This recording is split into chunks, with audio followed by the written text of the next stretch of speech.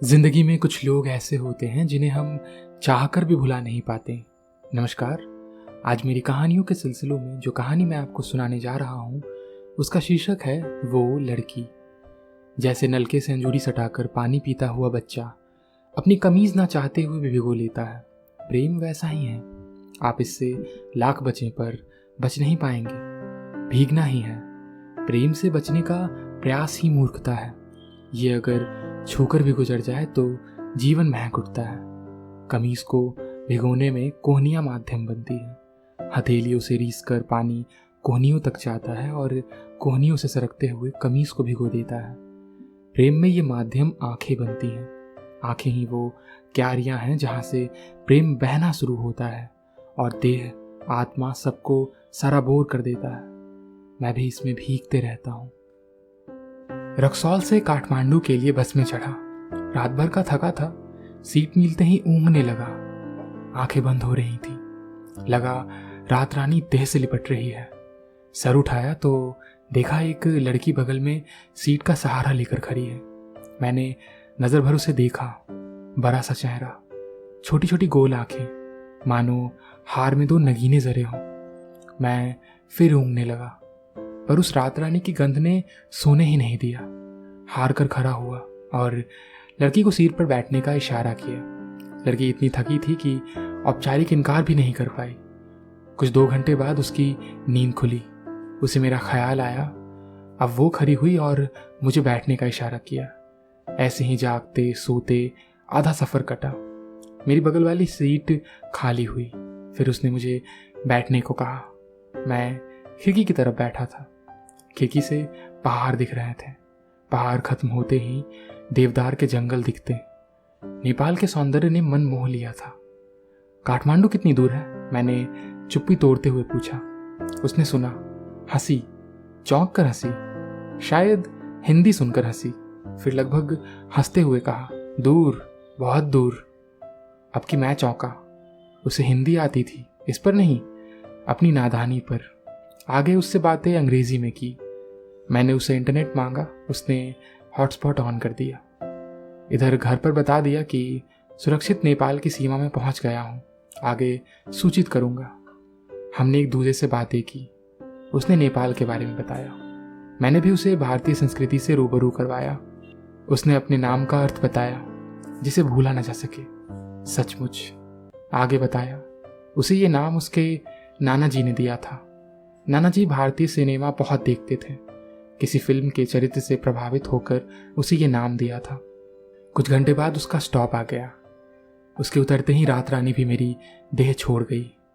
मोजों की सरी गंध अब बस की बची जगह को छेकने लगी थी। गनीमत ये रही कि मेरा भी स्टॉप कुछ समय बाद आ गया। एक बात और, हम दोनों फेसबुक से कनेक्ट हो चुके थे। मैं काठमांडू उतरा, गेस्ट हाउस में ठहरा। शाम हो चुकी थी। फ्रेश होने के बाद फ़ोन चेक किया। फेसबुक पर एक मैसेज था, तुमने अपने नाम का मतलब नहीं बताया। मुझे लगा सिर्फ मैं ही उन आंखों को भुला नहीं पा रहा हूँ। गौरैया सी वो छोटी छोटी आंखें। खुशी हुई कि उसे अब भी याद हूँ मैं, वरना तो अधिकतर साथ सफ़र तक ही रहता है। हॉस्टल का इंटरनेट था। खूब बातें हुई। उसे बताया कल काठमांडू देखूंगा। मिलने की बात हुई। उसने बताया कल उसकी माँ पशुपति टेम्पल जा रही है। तय हुआ कि कल मिलेंगे। मैंने पूछा, बिना इंटरनेट के मैं तुम्हें वहाँ मिलूंगा कैसे?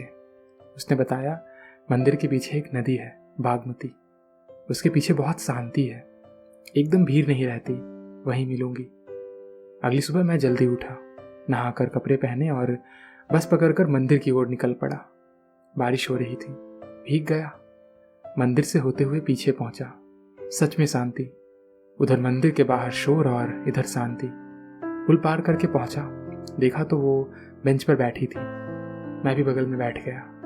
रात रानी फिर से देह से लिपट गई। रेनकोट नहीं लाए थे? उसने भीगी देह देखकर पूछा। पता नहीं था ना कि बारिश होगी, मैंने कहा। पता तो मुझे भी नहीं था कि तुम लेट करोगे, उसने शिकायती ढंग से कहा। दोनों हंसे। साथ टहले। उसने बताया उसकी माँ हर बुधवार यहाँ आती है। जितनी देर वो मंदिर में रहती हैं वो यहाँ पीछे बैठी रहती है। कब तक यहाँ रहोगे? उसने पूछा। आज रात पोखरा के लिए निकलूंगा, मैंने कहा। ठीक है, पोखरा सुंदर जगह है, पर काठमांडू भी घूमना। उसने ये कहते हुए 2-3 जगहों के नाम बता डाले। हम थोड़ा और पीछे गए।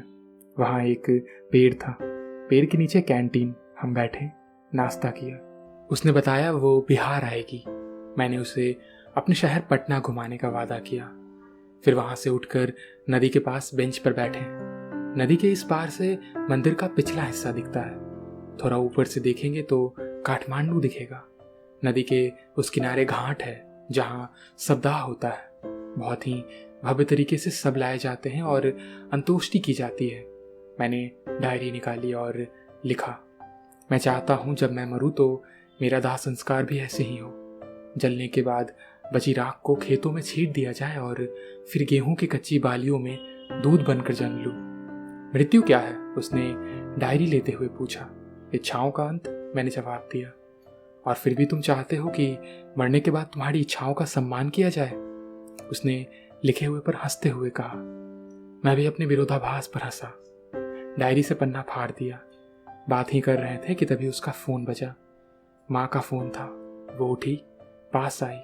मैंने पाया रात रानी पूरी देह से उतरकर होठों पर आ गई है। मैंने उसकी आंखें देखी। मैंने भी उसकी आंखों में मिलने के वादे के बावजूद आखिरी मुलाकात देख ली थी। एक बाई के साथ वो मुड़ी।